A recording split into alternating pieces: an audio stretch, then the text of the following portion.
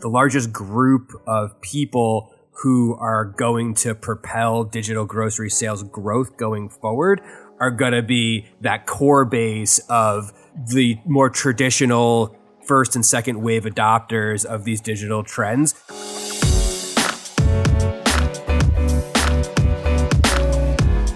Hey gang, it's Thursday, April 14th. Blake and listeners, welcome to the Behind the Numbers Daily and eMarketer podcast made possible by mParticle. I'm Marcus. Today I'm joined by one of our senior analysts on the retail and e-commerce team. It's Blake Droesch. Hey Marcus, how's it going? Hey chap, very good. How are you? Good. Today's fact, it's about moving around America.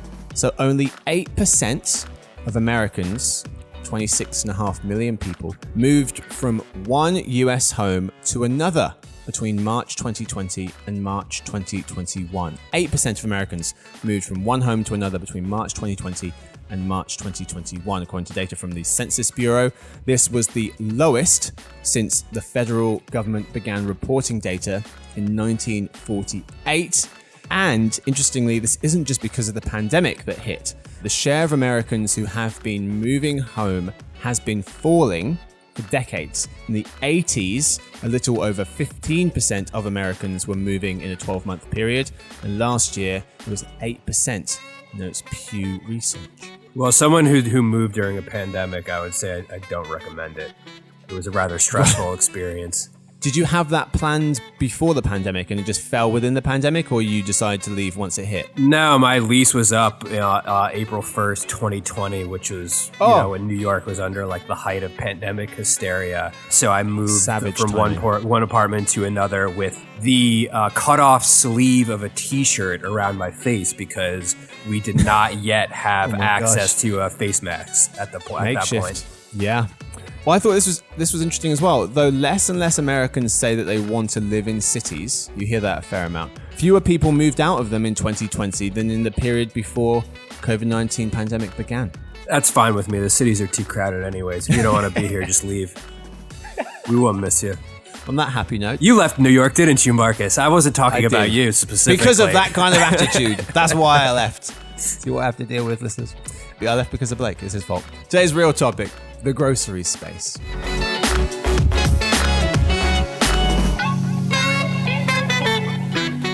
So according to a 2019 Gallup survey, 8 out of 10 shoppers had never explored online grocery shopping before the pandemic. 8 out of 10. 8 out of 10 were using it once it hit, notes freelance journalist Bashika Gupta for Mashed. Using it could be, tried it once. But is online grocery shopping is it here to stay? Whatever that means. In 2019, 11% of Americans had used grocery delivery and liked it. 11% in 2019. Today, it's 20%, according to a civic science survey. The share of folks who hadn't heard of it or weren't interested in grocery delivery fell over that time period, 2019 to today, from 74% pre-pandemic to 54% in terms of people who weren't interested or hadn't heard of it. But Blake, in your opinion, where do we see that share of people, 20%, who had used grocery delivery and liked it, where can we see that reaching? Yeah, I think, the numbers are actually going to continue to go up. We saw a huge spike in grocery adoption during the pandemic, and that was a mix of two things, right? So digital grocery had been growing slowly but surely before the pandemic. And that was sort of the normal consumer adoption rate for really any type of new technology that we were seeing. It was generally a lot of younger people living in urban and suburban areas that were trying it out, maybe not, spending all of their grocery budget online, but, here and there for specific occasions. Then the pandemic hits and all of a sudden, people who would never be seen as early adopters or even adopters at all of something like digital grocery, out of necessity, were starting to use these digital options. So, it's, kind of goes without saying that these were people who were older, who maybe shopped locally at grocery stores, are now getting on Instacart. They're exploring offerings from maybe they're Walmart in-store shopper their whole lives, but they've never really experienced click and collect. They've really never used any type of digital grocery option from the retailer in which they normally purchase groceries. Now those people are also on board too. So what happened is, as the pandemic starts to subside and you have the world settling back into normalcy, you're going to have some people who know how to use digital grocery, wouldn't have used an app like Instacart otherwise. That's still going to use it, but maybe not as much because they're getting back in the routine. They're going to the store. And then you're going to have a group of people who, for whatever reason, maybe they're immunocompromised, maybe they're just being extra cautious, that are going to continue to use these apps even as more people, even the majority of people, feel comfortable going back into the stores.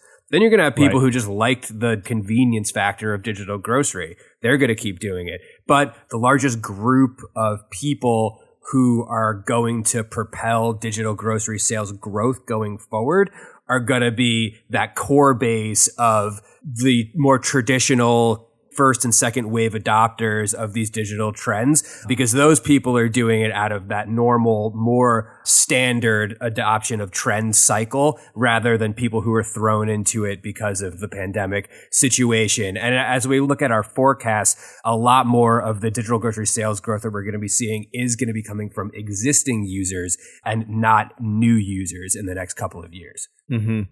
Well, so you mentioned convenience. Why is grocery delivery preferred over shopping in person? There was a question that was asked by a February 2020 SurveyMonkey survey. Convenience, number one, 46%. Then safety, 29%, to your point of, and it being out of necessity. They were the leading reasons for grocery delivery being preferred to shopping in person. Why don't you regularly use grocery delivery? That was a question asked by Civic Science. 35% enjoy shopping in store. 24% don't trust their order will be correctly fulfilled. 20% said service costs or fees. So the main reason was I still enjoy shopping in store more than clicking online. But most people are still shopping in stores. 81% of people said they shop in stores, according to Civic Science. 15% using click and collect curbside. 12% have groceries delivered and 9% click and collect in store. Blake, you just alluded to the fact that we have some of our own grocery delivery people numbers. What do our numbers say? So our digital grocery numbers, they're divided between delivery and click and collect. So just to rewind a little bit, in 2019, before the pandemic, more than 75% of digital grocery sales were coming from delivery orders. That number is actually ticking down to where by 2023, we're looking at almost a 15 percentage point drop, and only just under 62% of digital grocery sales are going to be coming from delivery. And there are two reasons for that. And I think click and collect is something that is very appealing to both the retailer and the consumer. For the consumer, the delivery is usually more expensive. You look at a lot more, it's more common that you're going to see a steeper fee. And, for something like groceries, value is very important because people spend a lot of money on, grocery items. Makes a ton of sense, right? And then on the other end of it, you've got, also on the consumers and, people are getting back out into the world again. They're leaving the house more often. It makes sense for some customers who are using delivery during the pandemic to, move over to click and collect. But for retailers too, we saw during the pandemic especially, it's really hard to scale a delivery business. And as the demand for digital grocery goes up, a lot of the retailers, especially more traditional retailers, were relying on third-party intermediaries, whether it's Instacart or Shipt or DoorDash or Uber, to help meet some of the demand for their deliveries. And then basically you're handing over your customer interface to these intermediaries, and you are, giving away a cut of your profits to these intermediaries, which is helpful when you're struggling to meet the demand, but in the long term, the retailer is going to want to have that closer interaction with the customer. And click and collect is an easier model to scale without having to build a whole infrastructure and fleet of delivery drivers. Mm-hmm. Let's talk about some of those grocery retail people and focus on the grocery store wars, if you will. According to a 2020 survey by tech company Chicory, consumers' favorite grocery stores for online shopping are Walmart, Amazon, and then Instacart. Customer data science company dunnhumby have a retailer preference index, and in that, consumers picked Amazon first. Texas-based chain H-E-B was second, then Market Basket, Wegmans Food Market, and Amazon Fresh, and then 6th through 15th, Aldi, Trader Joe's, Sam's Club, Costco, Walmart, Neighborhood Market, Target, Publix Supermarkets, Walmart, and the regular Walmart, BJ's Wholesale, and then Fairway Stores was in 15th. Victoria is going to be livid that Trader Joe's was only 7th. She's a big fan. As is Blake, apparently. As is everyone. Why does everyone love Trader Joe's so much? Doing something right, Trader Joe's. They have a little cult Trader Joe's following. does so well that they don't need to have a digital presence. They don't have a digital presence at all. They built it and people came. So, customer surveys aside, who's actually winning the grocery store wars, Blake, and why? Grocery store delivery wars. Delivery wars, correct. Well, actually, on the internet and in reality, in physical reality, Walmart takes the cake in both. So we estimate that this year in 2022, just over 29% of U.S. digital grocery sales are going to come from Walmart Inc. So that's Walmart as well as Sam's Club. Obviously, Walmart is the bigger piece of that. Amazon is the second largest. That's Amazon Fresh and Whole Foods online grocery, coming in at just under 24% of digital grocery sales this year. However, notable, next year, 2023, Walmart's going to gain about 0.2 percentage points in the field, where Amazon's share of sales is going to remain flat. And then we actually, in our forecast, we don't compare Instacart with retailers because it gets a little bit sticky given the fact that Instacart also works with a lot of these major retailers like Walmart and Kroger as their own delivery services too. So you get a situation where it gets difficult to really compare and contrast them. But if we're going to look at grocery delivery intermediary sales, so that's like, those are all groceries that are delivered through the Instacarts and the Shipt and the DoorDash, we're expecting that this year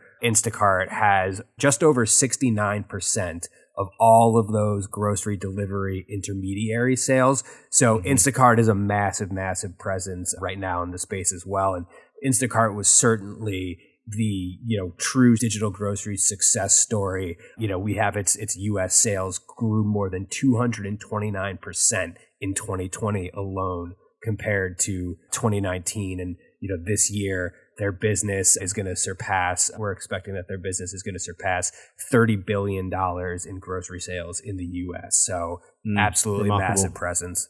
Yeah. Final question here, Blake. Fast grocery hitting the brakes. So there's grocery delivery. You get it maybe 2 days, the next day, pick your time slot. But there's also fast grocery, which is getting it within the hour, let's say, maybe even faster than that. In February, Jane Wakefield of the BBC noted that fast grocery delivery apps face backlash from cities like Amsterdam and New York City. Apps like Get Here, valued at over $7 billion, have to set up dark stores, warehouses for online orders, in cities close to where they deliver, and local authorities can see them as somewhat of a nuisance. Also in February, our insider intelligence retail analyst Rachel Wolf noted that New York City was thinking about banning grocery apps from advertising 15-minute deliveries because it incentivizes delivery workers on e-bikes and scooters to break traffic laws and put themselves and pedestrians in danger. So Blake, is there a limit on how fast something can be delivered, in particular groceries? Yeah, so this model that you're referring to is called quick commerce, and we would basically have to have a whole other podcast on that topic to answer all of those points that you brought up. But to relate it back to digital grocery, which is something of a different model, but quick commerce and GoPuff and Getter and all of these other quick commerce, upstarts, that the main difference, they use micro fulfillment centers. They have own inventory, and that's how they can deliver their groceries and other convenience store products and other essential items in a matter of, 15 to 45 minutes. Their model is different. Their model is certainly a threat to digital grocery retailers and delivery intermediaries. I think that they are going to be, a company like GoPuff is going to be a major player in this space. But as you also noted, they're dealing with a lot of regulatory issues, worker issues in terms of, unionization and how they pay their delivery drivers. There have been questions about how scalable the business model is. So there are a lot of potential road bumps for these companies to become, true formidable players in the grocery space. But their model and the way that they can, sort of whet the beak of consumers who are looking to get these products as conveniently and as quickly as possible, that makes them, it makes it a serious space that you should really be watching if you're in the digital grocery business. That's it for the lead. Time now for the halftime report. Blake, in 30 seconds or less, what's your takeaway from the first half? That, there's really been a lot of developments in the digital grocery space over the last couple of years, and all of these long-term trends that I've been talking about, these are going to stick around. You're going to hear things about the prices of food, the prices of gas, inflation, regulation, that are going to be certainly road bumps in the growth of the digital grocery business. But those are likely going to be short-term issues that are not going to have too big of an impact in the long term on how big this industry can be. All right, it's time for In Other News, but first a quick word from our sponsor, mParticle.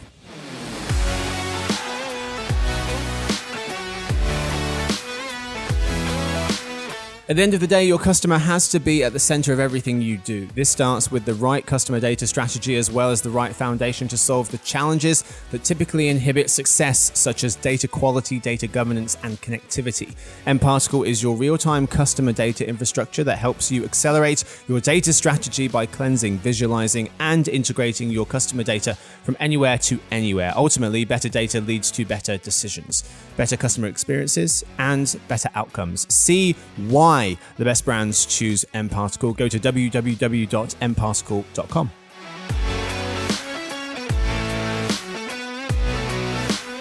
Folks, we're back today in other news. Does a poor delivery experience spell trouble for retailers? And we check in on the home improvement boom.